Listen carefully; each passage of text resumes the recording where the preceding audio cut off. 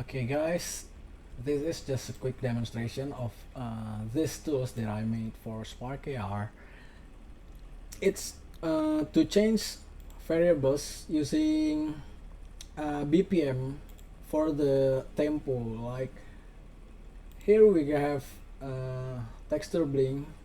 Let's just turn it on. It will blinks using the BPM input. You can just type it here or connect the notes from another value or another process. So here we have 100 BPM, so it will brings 100 times per minute. It will goes on and on and on and on.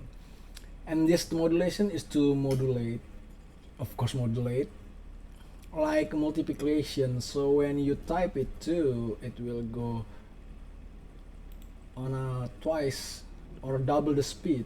Like we put 0.5, it will be half the speed from 100 BPM. I find it quite handy. And we have texture opacity switch. It's kind of the same with blink, but it's not. So it will just switch on and off the opacity. You can change the maximum and the minimum opacity from 0 to 100, and you can use fade out duration in seconds, like this is the quarter, or want to be a half second, we change to 50 BPM, so it will just follow it, or you can fade it in and it will fade out just like that. It has time signature input too, but if you don't quite understand about musical terms, just leave it for on floor. It's just basically one. You can just see the information or the documentation that I've made here. If just in case you forget how to use this patch, like in this loop switch in BPM, it sends boolean signal.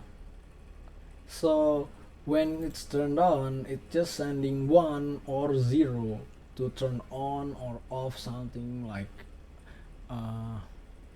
3D object or 2D object or anything else, just maybe visibility or some process, yeah, that you want to execute match with the BPM. So this is the default value when it's turned off. So like when it's turned on, it will just switch back and forth, but when it's turned off, you can choose between, by default, is this signal is 1 or 0, 1 or 0, and then it will just continue the cycle of the BPM. So what else? I have this gradient bar from a rectangle, and I've connected with another tools, that's loop factor 3 transition in BPM.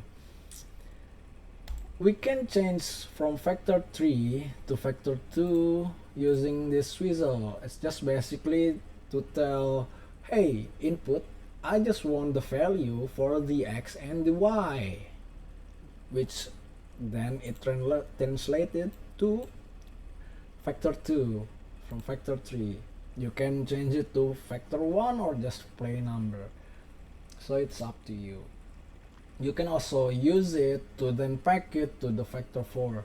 And what else? It's just the position, so it's like jumping, and then the scales, so it grows, and combine it with another, it's rotating.